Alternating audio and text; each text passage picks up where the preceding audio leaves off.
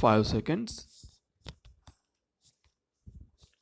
Ladies and gentlemen, I have great pleasure in extending to you a hearty welcome to this annual general meeting of the bank.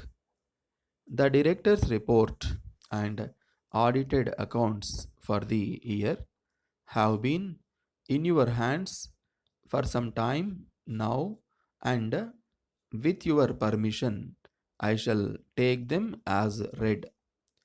As all of you are aware, many unfavorable conditions have been operating in our country during the last 2 or 3 years. Inflation continued to be one of the most serious and one of the most difficult problems facing the country. A steep rise in the wholesale price level was the most disconcerting development in the economy during the year. Food articles and industrial raw materials together accounted for higher percentage increase in the wholesale price index. The unsatisfactory performance both in the field of agricultural production in the last 2 successive years and in the industrial sector was mainly responsible for this unhappy situation. Considering the difficult conditions that prevailed in the country, the performance of commercial banks in the year should be considered as satisfactory. The Reserve Bank of India had to keep diverse considerations in view while devising the credit policy measures. At times, it had to act with greater vigor than at any other time. Probably never before has the credit policy of the Reserve Bank of India been the subject of so much criticism and discussion.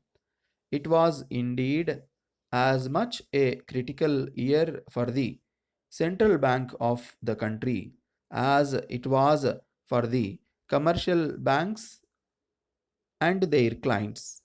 Many of the banks had to do a lot of tight rope walking.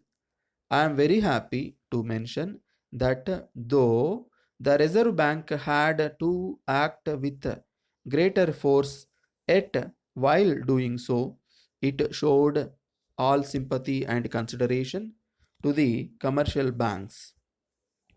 The credit policy for the busy season extended and intensified the credit control measures already taken by the Reserve Bank.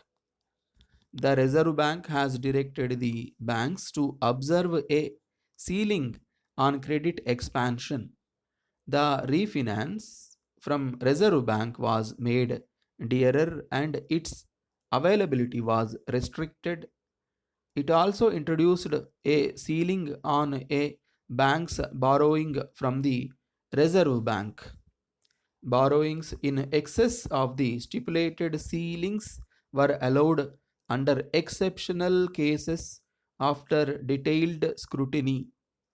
All these developments in the monetary field really created uncertainty regarding the availability of credit, and so a scramble for funds started among the borrowers.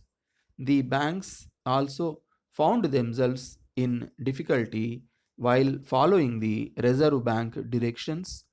Though different banks were affected differently, competition among the banks for funds in call money market pushed up the interest rate to unprecedented levels. However, it must be admitted that the Reserve Bank has taken sufficient care to see that the genuine needs of the priority sectors, particularly small scale sector and the export sector, are met to a considerable extent. Later, it even relaxed the ceiling on the additional credit given for export purposes. One must admit that the Reserve Bank acted with a sense of programmatism. Letter dated 20th July 1970 from Bapalal and Company, Madras, to Mr. K. George, 20 Bazaar Street, Salem. Dear Sir, at every marriage, at every childbirth, indeed on every festive occasion, we make jewels and silverwares as presents or for personal use, as the function of jewels is to endear and endure. It is but reasonable that they should be purchased from a firm reputed for quality, reliability, and service.